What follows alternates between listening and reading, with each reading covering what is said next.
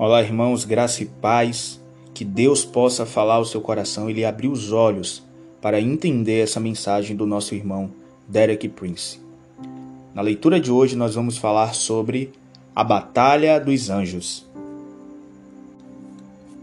O livro de Daniel tem um exemplo específico de guerra espiritual que lança ainda mais luz sobre a localização do reino de Satanás. Na verdade, ele descreve a Batalha dos Anjos. No capítulo 10 de Daniel, ele descreve como ele se predispôs a orar e a buscar a Deus para obter uma revelação sobre o futuro do seu povo. Durante 3 semanas, dedicou-se ele com uma especial intensidade à oração e a esperar em Deus. No final das 3 semanas, um anjo do céu veio até Daniel com a resposta à sua oração. O arcanjo era tão glorioso e poderoso que todas as pessoas que estavam com Daniel dispersaram-se, e ele foi o único que se manteve para receber a revelação divina. Em Daniel, no capítulo 10, no versículos de 2 ao 6, diz: Naqueles dias, eu, Daniel, pranteei durante 3 semanas. Manjar desejável não comi, nem carne nem vinho entraram na minha boca. Nem me ungi com óleo algum, até que se passaram as 3 semanas inteiras. No dia 24 do primeiro mês, estando eu à beira do grande rio Tigre, levantei os meus olhos e olhei. E eis um homem vestido de linho, cujos ombros estavam cingidos de ouro puro de Ufaz. O seu corpo era como berilo, o seu rosto como um relâmpago, e os seus olhos como tochas de fogo. Os seus braços e os seus pés brilhavam como bronze polido, e a voz das suas palavras era como o estrondo de muita gente. Como já referi, os companheiros de Daniel não podiam suportar essa gloriosa aparição e simplesmente desapareceram. Então o anjo começou a falar com Daniel, e a parte em que eu quero focar encontra-se nos versículos 12 e 13, que diz o seguinte: Então me disse: Não temas, Daniel, porque desde o primeiro dia em que aplicastes o coração a compreender e a humilhar-te perante o teu Deus, foram ouvidas as tuas palavras, e por causa das tuas palavras é que eu vim.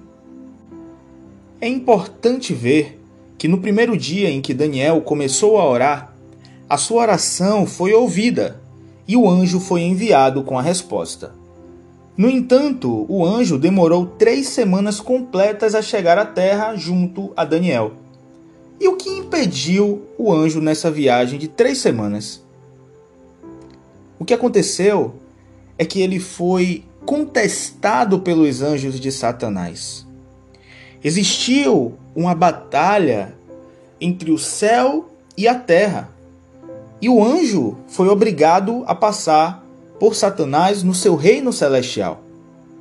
E lá ele resistiu aos anjos da maldade que o tentaram de impedir passar com uma mensagem para Daniel. O versículo 13 continua dizendo: Mas o príncipe do reino da Pérsia me resistiu por 21 dias. Porém Miguel, um dos primeiros príncipes, veio ajudar-me, e eu obtive vitória sobre os reis da Pérsia. Tudo isso ocorreu nos reinos celestiais. O líder dos anjos de Satanás é chamado de o príncipe do reino da Pérsia, o principal governante sobre aquela região. Relacionados a ele, e aparentemente debaixo da sua autoridade, estavam vários outros anjos menores. Em seguida, no lado de Deus, o anjo que veio para ajudar o anjo original era o arcanjo Miguel. E em Daniel, no capítulo 12, versículo 1, lemos isto sobre Miguel. Neste tempo se levantará Miguel, o grande príncipe, o defensor dos filhos do teu povo, e haverá tempo de angústias, qual nunca houve desde que houve nação até aquele tempo. Mas, naquele tempo, será salvo o teu povo, e todo aquele que for achado inscrito no livro. A expressão grande príncipe pode se interpretar como arcanjo. Este especial arcanjo, o Miguel, ele mantém a guarda sobre os filhos do povo de Daniel, ou seja, os filhos de Israel. E Miguel, de alguma maneira especial, é encarregado por Deus para vigiar os interesses e proteger Israel. Dado que toda essa revelação se centrava em torno do futuro de Israel, e era de todo interesse para aquela nação que o anjo conseguisse atravessar. Então, quando o primeiro anjo ele foi impedido, o arcanjo Miguel veio para ajudá-lo, e eles combateram contra os anjos satânicos durante 21 dias. Os anjos satânicos foram representados por um que era conhecido como o príncipe do reino da Pérsia, o supremo governante, e sobre as suas ordens, diferentes reis ou subordinados, governantes de várias áreas e de diversas autoridades. Por exemplo, pode haver um rei em cada grande cidade do Império Persa, um grupo étnico mais importante, talvez também sobre cada uma das várias religiões pagãs do Império.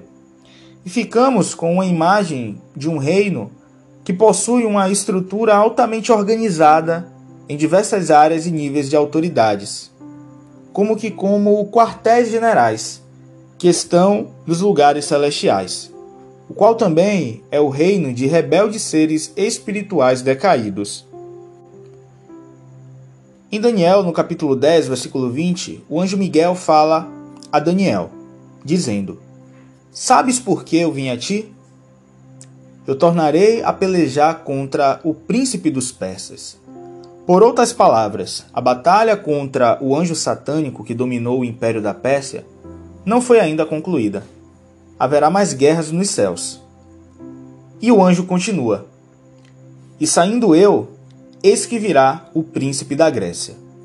Por outras palavras, uma vitória foi obtida sobre o reino maligno que regia o império da Pérsia. O próximo império também vai ter o seu próprio anjo satânico específico, que é o governante, ou o príncipe da Grécia. No versículo 21, o anjo que fala com Daniel diz o seguinte: Mas eu te declarei o que está expresso na escritura da verdade, e ninguém há que esteja ao meu lado contra aqueles, a não ser Miguel, vosso príncipe. Assim vemos, mais uma vez, que o arcanjo Miguel está especificamente associado a proteger e guardar os interesses do povo de Deus, Israel. Vemos também que foi necessário unir as forças do primeiro anjo às forças do Miguel, para superar os anjos satânicos governantes do reino de Satanás que se opuseram ao próprio trabalho e propósito de Deus para Israel. Poderá admirar-se com a referência à Pérsia e à Grécia. E deixe-me lembrá-lo de que havia 4 grandes impérios gentios que sucessivamente dominavam Israel e a cidade de Jerusalém, sensivelmente desde o século V a.C. E daí em diante nós podemos citar Babilônia, Pérsia, Grécia e Roma. De entre eles, a Pérsia e a Grécia foram significativas, porque naquela época eram os 2 impérios gentios mais dominantes. Vemos a partir dessas passagens de Daniel que a batalha ela se centrava em torno do povo de Deus e dos seus propósitos. Creio que isso ainda hoje é verdade. Sempre que o povo de Deus e os seus propósitos são postos em prática, a batalha espiritual será mais intensa. Na minha opinião, nos dias em que vivemos, o centro do conflito é mais uma vez sobre Israel e a cidade de Jerusalém. O efeito da oração de Daniel é algo de surpreendente tamanho. Quando Daniel começou a orar na terra, ele colocou todos os céus em movimento, tanto os anjos de Deus como os anjos de Satanás. E isso dá-nos um espetacular conhecimento sobre o que a oração pode fazer. E também estou impressionado com o fato de que os anjos de Deus aparentemente necessitam da ajuda das orações para que possam cumprir as suas missões. Mais uma vez, isso nos dá um tremendo discernimento sobre a eficiência da oração.